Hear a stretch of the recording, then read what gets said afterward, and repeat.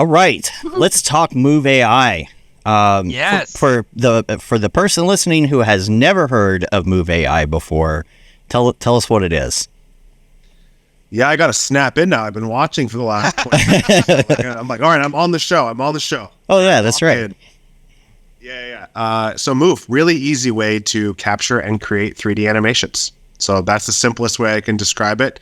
We have everything from single camera motion capture all the way up to 12 cameras real time. So it's really our mission to make it really easy for 3D content creators to capture and create their 3D animations.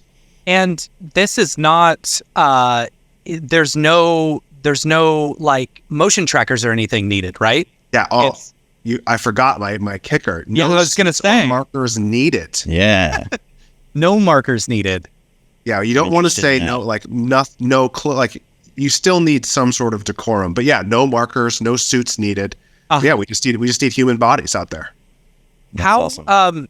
So you're just using it, it's done entirely with your cell phone, right? So you can use it with your cell phone, but you can also use any standard or professional camera. So we have people that use it from an iPhone all the way up to Blackmagic cameras. Okay. So like it doesn't necessarily have to be live when you shoot it, or are you able to bring in the nice. basically the footage after the fact?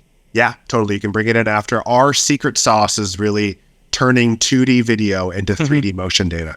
Wow. So wherever that 2D video comes from, you can upload it and we will give you back that 3D motion data if you have those cameras synced or that footage synced. So yeah, you could shoot for a whole week if you want, and then just pull the select, sync them up and upload them, and we'll give you back that motion data. Amazing. And what's the cost? Let's go through the. Yeah, I want to know because it says try for free. Okay, value prop. Okay, now let's go to pricing. Yeah. So yes, I want to know. We have Move One, which is our single camera product that starts at $15 per month. Okay. So you can use that with your iPhone. You can shoot, capture. You usually will get back that data in like under 10 minutes. So it's really fast. Okay. And you can try it for free. So I encourage anyone listening. Nice. It's super fun. Turn yourself into a little robot. You'll get that back in under 10 minutes. And then you can export that, in FBX and upload it to whatever tool you use. And that scales all the way up to, like the EA Sports of the world, who use us for their title games. And they've, gone through those case studies at SIGGRAPH. But yeah, it can scale all the way up from $15 a month all the way up to the AAA quality games, films, productions. Interesting. Awesome. Now you've got real time. Is there a real time option with you guys? We do have real time as well. Yeah. Yeah, because I was curious about would it be possible to do something like a digital avatar or something? Yes. On like Twitch or something like that. I know Sony has the Makopi stuff that they came out with, and I didn't know how similar that was. Yeah. So we have. Our real-time system works great for virtual production. We get a lot of interest there for actually events, so experiential events, activations. And then a lot of VTuber interest right now. Yeah. A lot of VTubers. Yep. If you guys want to turn yourselves into avatars for the show. We should do that. That would be fun. If you want to, have a separate stream where it's the alternative broadcast where, like the NFL, you turn yourself into SpongeBob and Patrick, or you do like the Toy Story ones. Yeah. But yeah, it works great. Right now we're able to capture up to 2 people, working on expanding that out. Okay. And is that taking just a feed? How exactly does it work? Is it taking just like say my camera feed right here and then running it through an external program? Mm-hmm. So we can do 4 cameras tracking 1 person or 8 cameras tracking 2. And then we have a plugin in Unreal. So yeah, you can just render that out into Unreal. Amazing. That's Jags is interested. I would say. Yeah. Jags is interested right now. I can tell. He's in the chat. He's going to try. A lot of real-time interest. I wanted to try it this week, actually, but with all the redesign of the show, I wasn't able to get to it. So I'm looking forward to doing that. I really think we should try and do a whole show like that. I think it's just hardest to do. It's it's the on-prem. You have to buy special hardware for it. It's just way harder than just whipping out an iPhone app. Yeah. But yeah, it's really cool. I mean, there's a ton of use cases for it. So it's a really exciting product for us. But you have other use cases for it. Like you were talking, I think on the Bad Decisions podcast about like being able to do stuff like physical therapy, warehouse safety, other things with it, right? Yeah, I mean, there's a lot. So like I said, we're really good at turning 2D video into 3D data, 3D motion data. Right now, it's for the human body. You can ask me about dogs and horses later, but right now, it's for the human body because we do get those requests a lot. Those are the top two. We do bipeds right now. And EJ cheated. He did like the sumo pug, right? Which is that a biped? I guess it's bipedal. Yeah, technically, the way he was rigging it, yeah. I think all of his pugs are more bipedal than they are quadrupeds. Yeah. Wait, hold on. Got the little. Do we all have sumo bug? We all three simultaneously have different versions of sumo bug. I love it. Funny. There's a show art right there. Yeah. So real time. Yeah, I think with all like our secret sauce is 2D video to 3D motion data, and so we started in the media, entertainment, gaming, production industries where you can use that for animation. But we've also seen you can use it for training. You can use it on construction sites. We're really excited to see kind of what people need and will use 3D motion data for, because we have APIs available where you can build it into whatever product or application that you have. So that's cool. Okay. Yeah, my father-in-law works in construction. He was like, "Wait, could I like track, my workers on the site to like make sure they're adhering to like the safety precautions or like how can they get more efficient in what they're doing?" And I'm like, "That's really cool. Yeah, like that's tracking human motion." Not for sumo pugs of the world, but like really interesting other use case. Big brother. There's a lot of cool stuff you can do with, we don't want to get in there. You don't really need 3D motion data for that. Right. Like, but the 3D you can help with a lot of other things. I love that idea though of like physical therapy. Is somebody getting better? You can track, because even like the Apple Watch tracks, like if it thinks your gait is changing or whatever, like it thinks you're gonna have a fall, it could maybe even warn you of like possible safety concerns based on what it sees. That would be cool. Well, that's our startup story. That's Tino is our CEO and co-founder, and he had just had a baby, or his wife did. Him and his wife had a baby together, and he couldn't make it to the gym anymore. So I think he like was getting his PhD in computer vision. We have a bunch of like the PhDs on this team are crazy, but he's like, you know what? I'm gonna hack a Kinect camera or like hack something because I want to track my own workouts to make sure I'm squatting all the way or getting full range of motion. So that's where it started, and then it's grown since that. That workout, health, physical therapy is super interesting. Jags is interested again. Yeah, just get that sports science going. Like, how do I get my vertical just a little? How do I get that mobility a little bit more? And sorry, how many people can it track all at once? Depends on the product. So Move 1 can track 1. Okay. The real-time system can track 1 to 2. Okay. And then our multi-camera, we've tracked up to 22 people simultaneously. Wow. Yeah.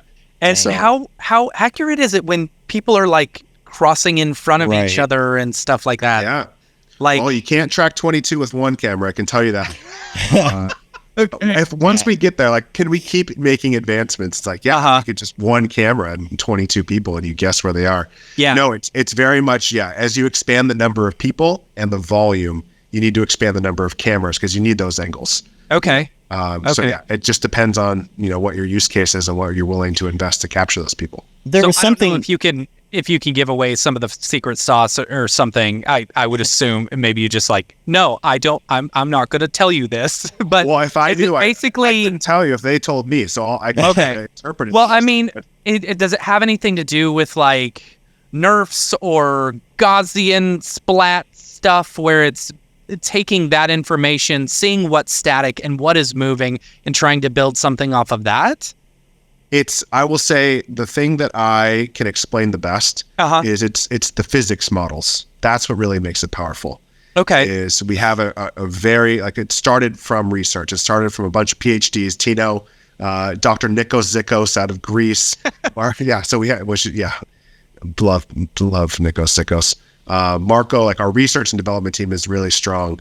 And a lot of it is based on the physics models. So they can predict, for example, if you're using one camera, like Move 1, and you turn sideways, how do we know what your arm's doing?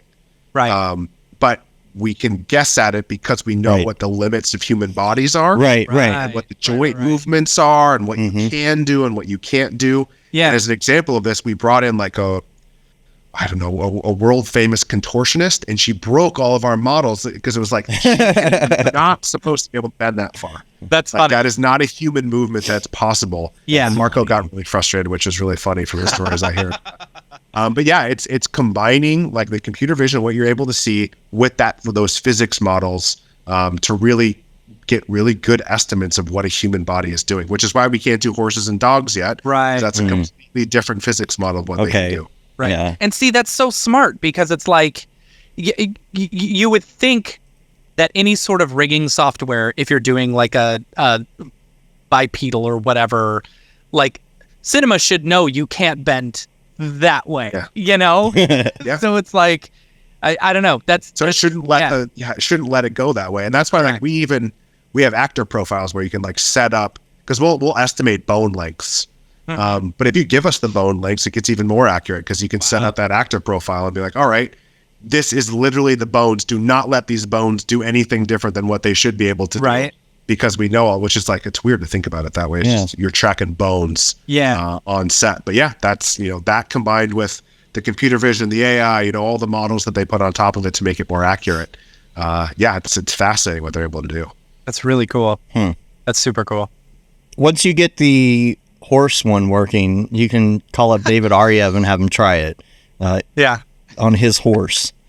I was like, can't we just like go? I want a human starting in A pose or T pose, whatever, and give it A pose, and then just there. We have that. We do. People will constantly try that. Well, they'll pick up their dog and try to put the dog into a T pose. Oh, that's just great. To try to capture the dog. That's great. So I love that. Does it work? Are there certain situations in which it works more correctly, like up against a green screen versus like a busy background or something like that? Yeah, that's a great question. It gets like a lot of people are shooting in dark basements for some reason. A lot of the things, whatever. A lot of creepy users. Not lighting, not like you guys in our setups. But we get pretty good results across the board. The things that help the most are contrast between the upper and lower bodies. Okay. So just differentiating, having it understand that, that's the upper body, that's the lower body. The biggest thing is just being able to see the legs and feet. So if you're wearing a giant skirt and we can't see your legs, that's really hard because that's kind of where everything is grounded. It's just really being able to see your legs, being able to see your feet, and contrast between your upper and lower body and you and your background. And does the camera need to be stationary the whole time, or like are you able to? Technically. Okay. I was just curious if like. Okay. Yeah.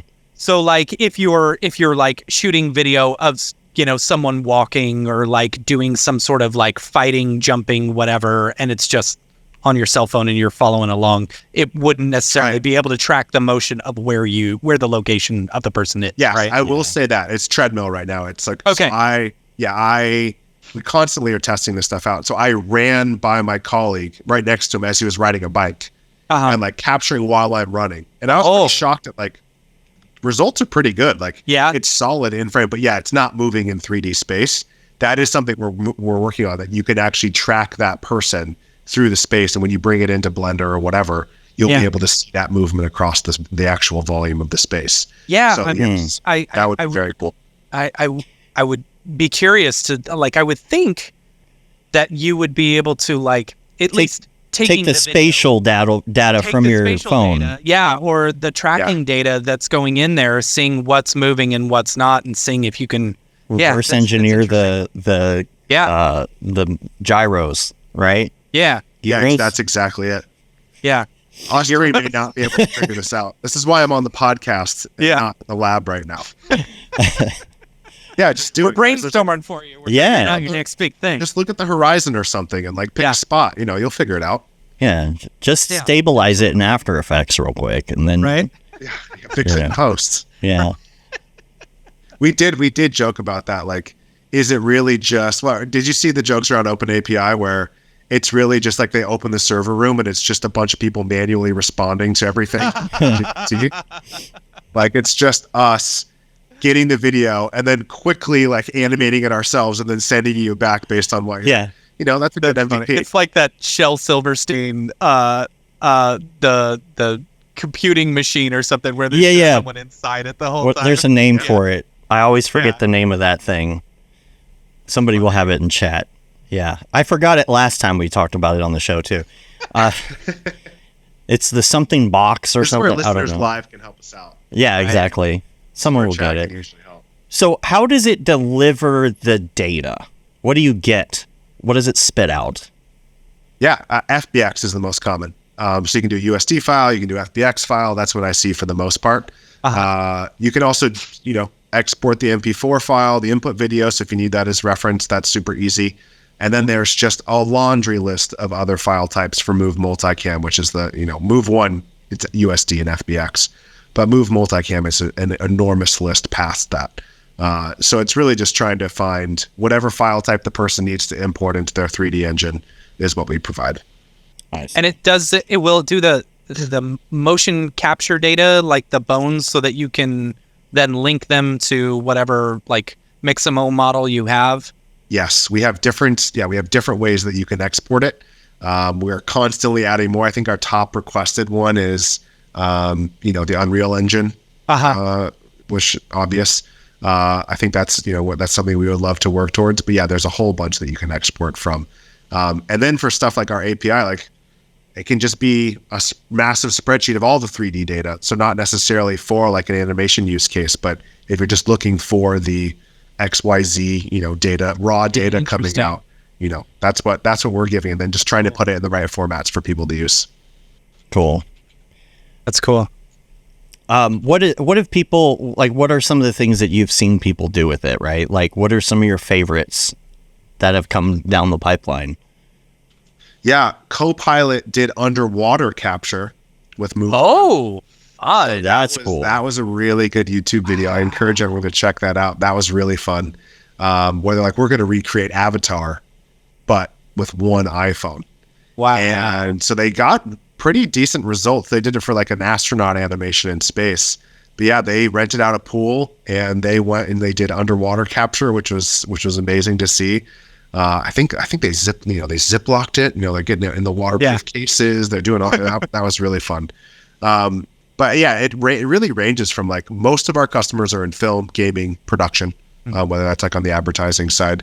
I see a lot of actually Move 1. Like we were like, okay, can we give you good enough quality with just a single camera to use for previs, for NPC characters, for maybe where you don't need that AAA quality, but it's good enough for a ton of use cases. But we see it used in like international productions now.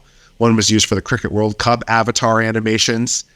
So that was really cool where the cricketer, I'm still learning. I live in London, but I'm American. So the cricketer, the bowler, like a lot of talent doesn't want to wear a suit, or they will not wear a suit.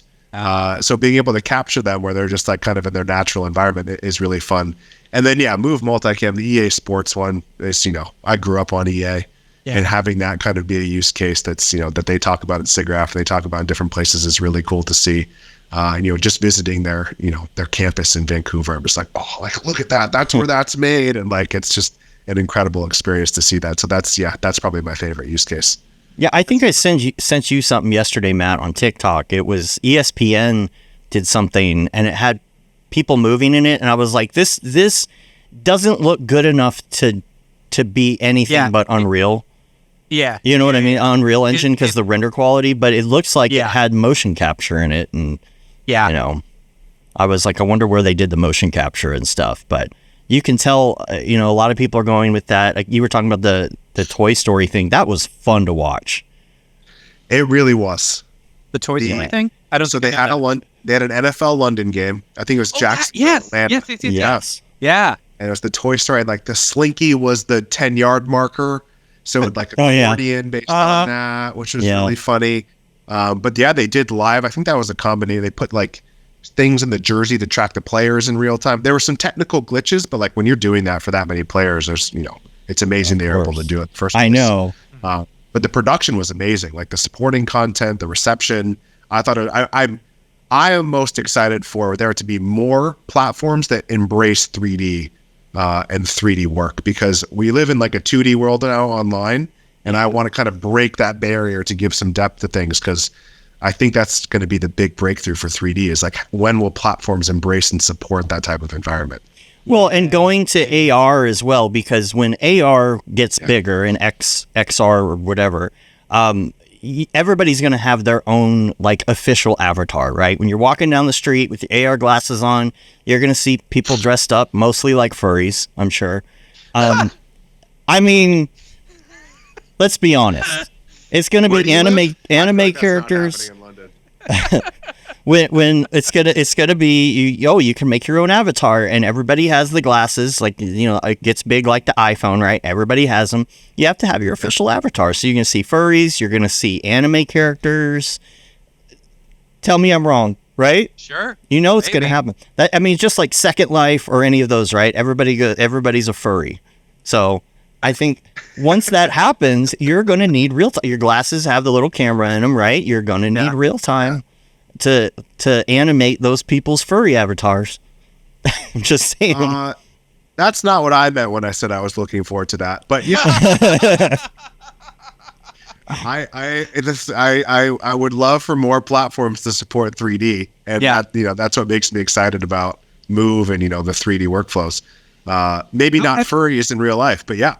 I agree with your sentiment. I would think that the data might be the ultimate kind of barrier for getting more 3D stuff online or something like that. I don't even know if it's the data. The reason I joined Move is because I had my own company called Slope, and we did 2D video collaboration. We started that because that was right when social platforms in the early 2010s started offering video upload. Before that, you could not upload a video to social media, which is wild to think about. Yeah. But you couldn't do it, so no one did it. No marketing team created video. It was a very rare thing to create a video. It's like a big campaign or for an advertisement on TV or whatever. And as every platform started pushing video, everyone started investing in video because there was a platform where you could actually upload it.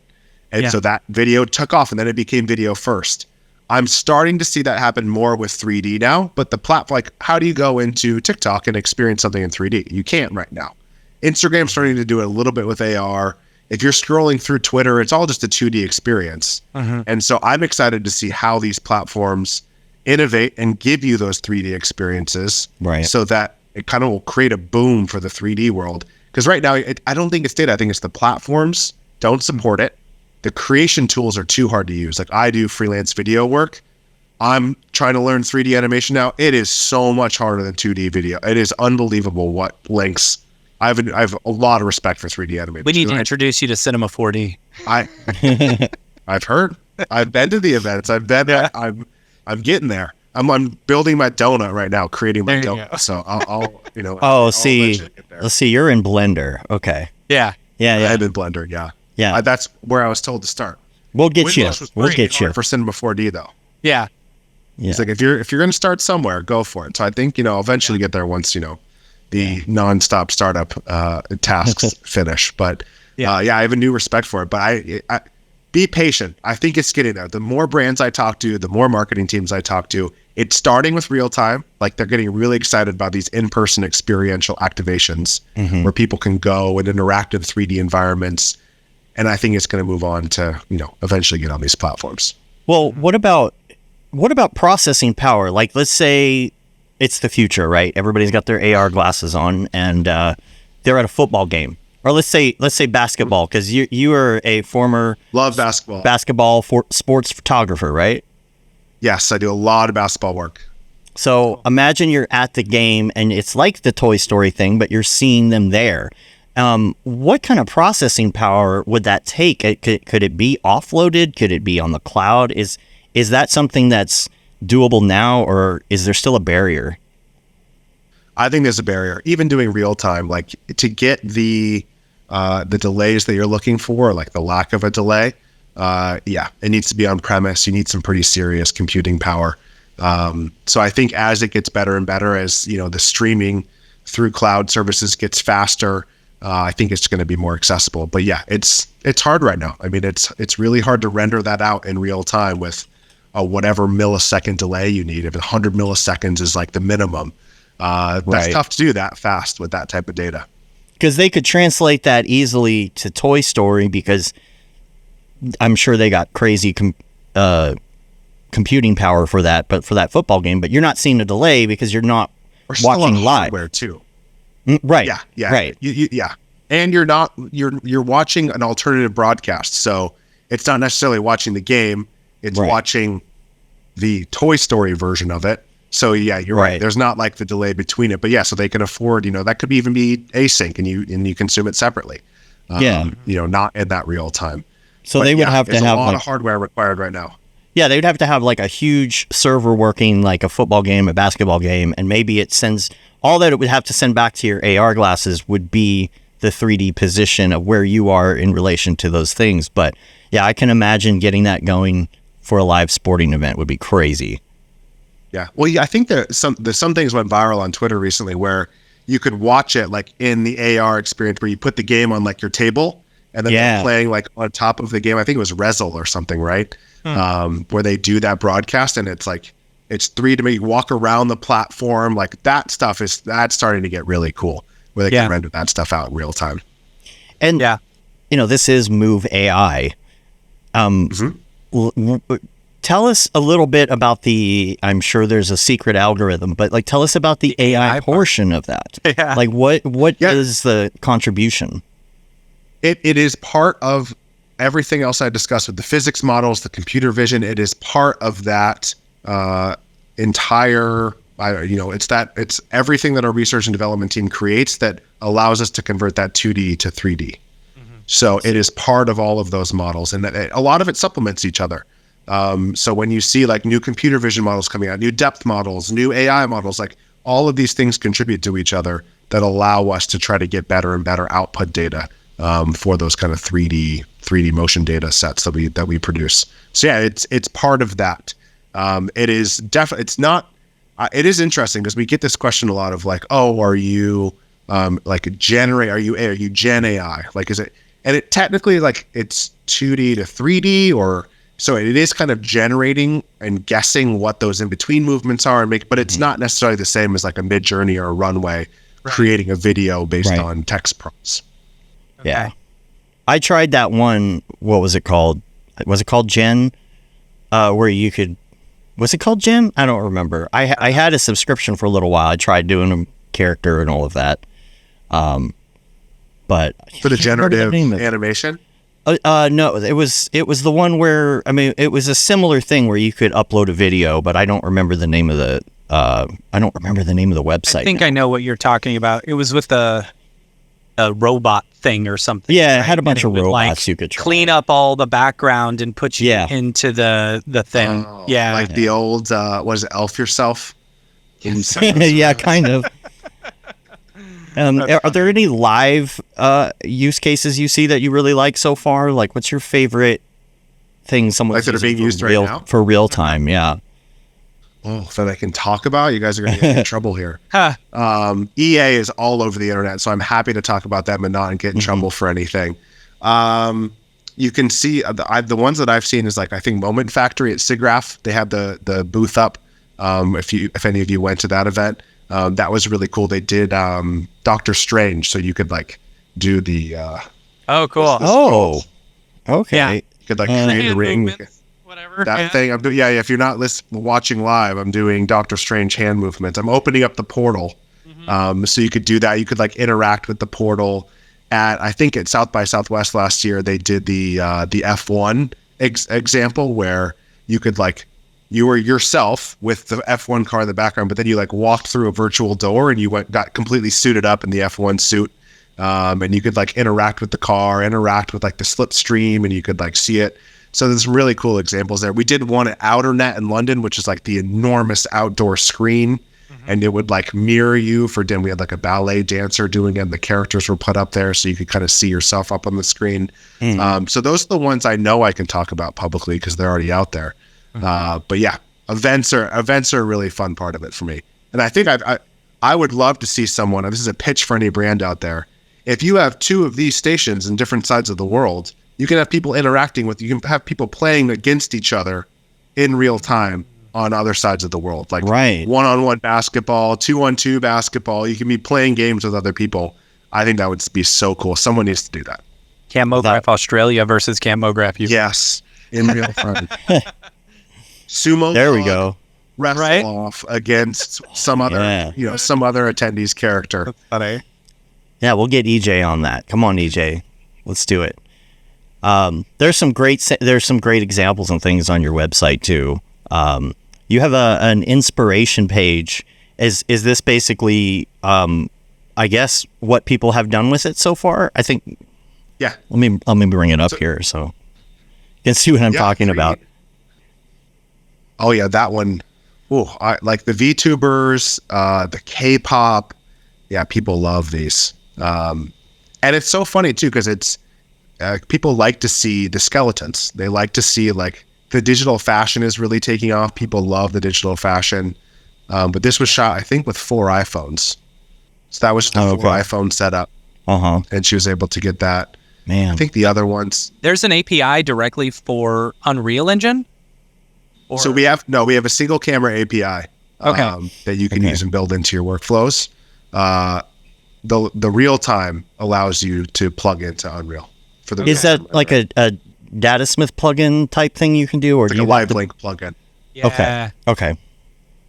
Cool. So cool. Wow. Because I'm looking at the one. If you go down like 2 more, Dave. Unreal. Yeah, that one right there. Oh, here you go, Jags. It's so smooth. Yeah, it is. Yeah, I think that's Move 1. So I think that's the one camera. Wow. And there's no cleanup on this. This is direct out of the. I think that one was direct. Yeah. Wow. That's really great. I like that. I'm interested to try that, because that's the hardest thing, right? Like, it's always this whole like barrier to entry. I'm not good at characters in the first place, so if I've got to clean something up, good luck for me. I'm calling someone else. Well, when I started, I interviewed hundreds of animators. That's kind of where I started to try to learn as much as I could. And there's such a funny quote of like, they're actors that are shy, like they don't want to perform in front of an audience, but they want to showcase, or they want to perform for their characters and like put that. So in the safety of their own home, they will perform and give you like that performance that they want to see in their characters. Right. And that's kind of what we wanted to do with Move 1, is like just use your one phone, capture whatever you want, and then you can get really close to what you're looking for, and then obviously do all the final touches and everything. Where teams, like a lot of the gaming teams we talked to, would get into fights because they would ship a single suit around and like someone wouldn't wash it from the previous. It's just a nightmare. And you'd have to like schedule in, when do you get the suit, or you'd try to like send a description to your producer, and they would do the capture and send it back to you. So it's just a nightmare. Yeah. And if you can get, or you'd buy one size suit and then have to get an extra large person into a large suit. And then you have to move all the hardware to that other size suit, which that is a huge pain. Oh man. Yeah, I think that one of the toughest things as an animator, if you want to make your own stuff, like say you want to make a short, or you want to like do your own thing, right? The hardest thing is like, I got this idea for the story. This is great. And then you're like, but I'm not a character person, so I can't put a character in it. Like, so I guess I'm going to do this story using no characters somehow. And you have to like come up with something else. This is so many times I've had an idea, but I'm like, but then I'd have to know how to animate a character. Yeah. I just this past week or so, I've got a client, David Lopez. He's a YouTuber. Mm-hmm. He's got like 2 million subscribers or something like that. And I did this video. I was animating one of the grunts from Halo, right? And I'm upset about the final that he like complimented stuff over it. And I'm like, come on, dude, just tell me to do this. I would have made it look better. Anyway. But and I would love to see you perform that with like the green blood spouting out the back. So this was the first time like really going into like character animation or just motion capture stuff. I do have a Makopi that Sony sent me, and I was gonna try it out for this, but I was like, let me just rig this person in Mixamo first, and I was able to pull a bunch of clips from Mixamo, but I can see like needing something custom Yeah. that Mixamo doesn't have. Because they never being able to update just anything do ever. that really quickly, you know, and being able to iterate. Or if Yeah. it's like, instead of using motion clips and having to, like, there was at one point where like my character did something and then it turned, but it's like feet shuffle and it doesn't look great, you know. I can see a situation where it's like, let's just do this real quick. Yeah. We had one of my favorite examples is someone, I'm blanking on the name now. They did a whole animation of fighting against themselves. So it's like a boxing match. That's rad. And they performed one character and then they had the other character dodging it and they synced it perfectly. So they had a fight against themselves. That was really cool. That's awesome. That's amazing. Brian, is there something on the horizon with Move.ai that you can like tease or anything like that? Or is there something that you're excited about? I'm trying to find something to go along with no-cap, mo-cap. I think that's a cool name for something. I can't figure out what we should use that for. That's something coming up. I guess we launched a lot of products last year. Yeah. Real-time, multicam, and Move 1. So really right now it's about continuously making improvements in that. So yeah, my biggest call to action is try Move 1. It's free to start with. Only starts at $15 a month. You'll get your results back in 10 minutes. Nice. And it's super fun. Turn yourself into a robot, see how it works, export it, and film a fighter yourself. It's a good time. That's cool. Halo animations incoming. Yeah, right? Yes. Get that Master Chief going. Yeah.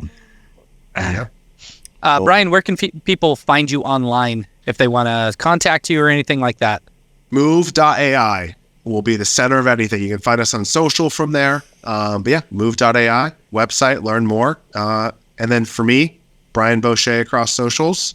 I'm happy to chat if anyone has questions afterward. If you're listening to this right now and you want to send me a DM, I respond to all DMs. So awesome. Hit me up.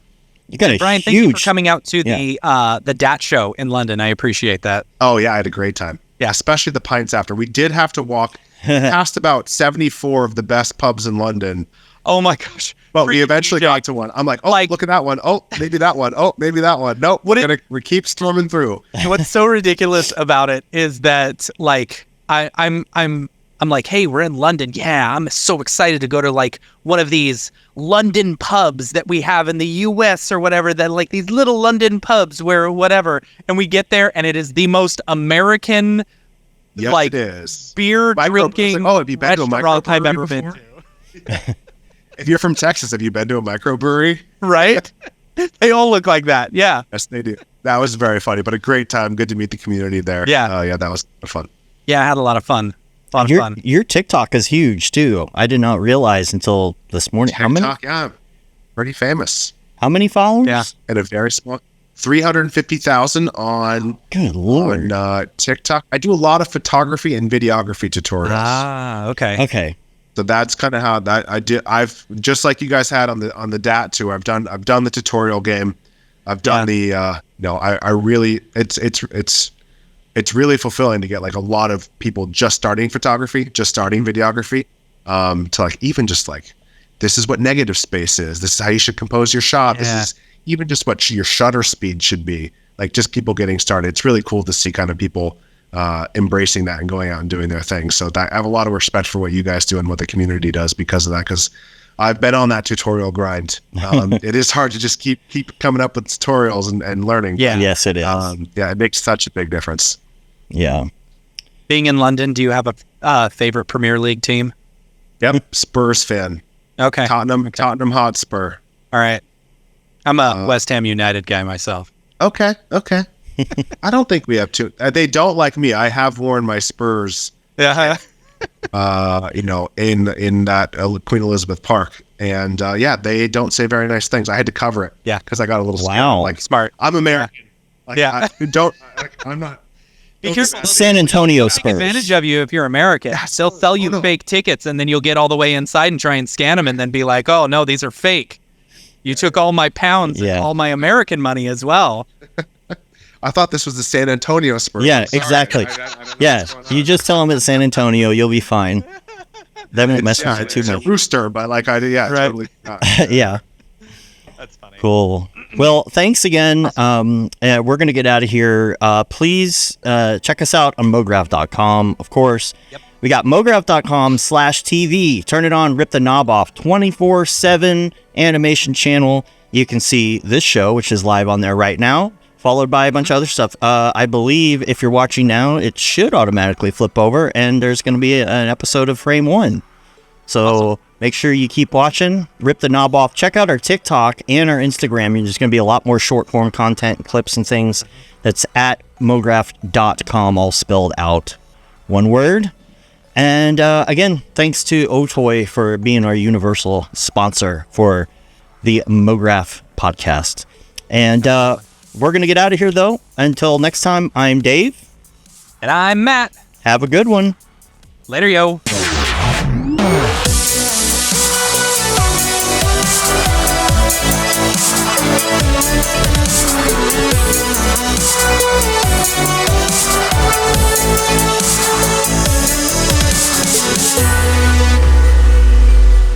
It's pretty good, I guess.